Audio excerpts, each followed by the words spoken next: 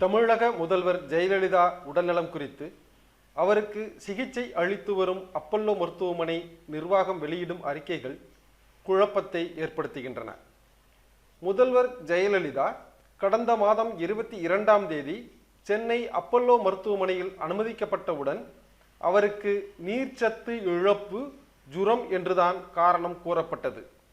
இப்படித்தான் தனது முதல் அறிக்கையை அப்பல்லோ நிர்வாகம் வெளியிட்டது. இரண்டாவது அறிக்கையில் அவர் உணவு உட்கொள்கிறார், தொடர்ந்து மருத்துவ கண்காணிப்பில் இருக்கிறார் என்று அறிக்கை வெளியிடப்பட்டது. மேலும் ஜெயலலிதா சில தினங்களில் வீட்டுக்கு அனுப்பப்படுவார், அதன் பிறகு அலுவல்களை பார்க்க முடியும் என்று அப்பல்லோ தனது அறிக்கையில் குறிப்பிட்டிருந்தது. அப்பல்லோவின் இரண்டாவது, மூன்றாவது அறிக்கையில் ஜெயலலிதா அப்பல்லோவில் தங்கி சிகிச்சை பெற வேண்டும் எனவும், அதிலும் குறிப்பாக மூன்றாவது அறிக்கையில் ஜெயலலிதாவுக்கு நோய் தொற்று என குறிப்பிட்டுள்ளது. இது கூடுதல் தகவலாகும். நோய் தொற்று இருப்பதாக மருத்துவமனை நிர்வாகம் கூறியிருந்தாலும் எந்த மாதிரியான நோய் தொற்று, அதன் தீவிரம் என்ன என்பதை தெரிவிக்கவில்லை.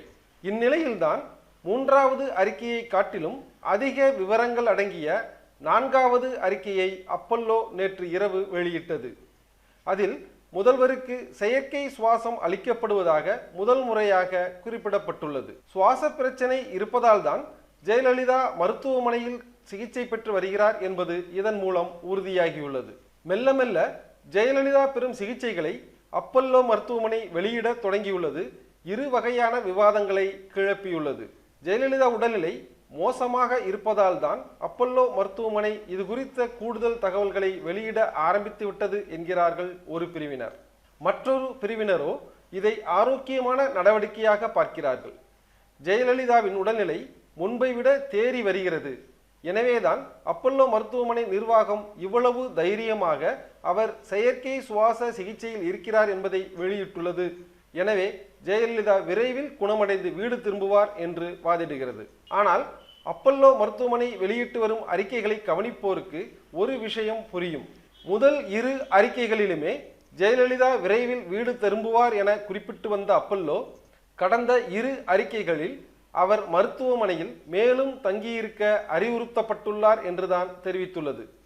எனவே ஜெயலலிதா எப்போது வீட்டுக்கு அனுப்பி வைக்கப்படுவார் என்பதில் அப்பல்லோ குழம்பியுள்ளது. அவர் விரைவில் குணமடைய வேண்டும், அடுத்த சில நாட்களிலேயே ஜெயலலிதா வீடு திரும்ப வேண்டும் என்பதே அனைவரது வேண்டுதலும் ஆகும்.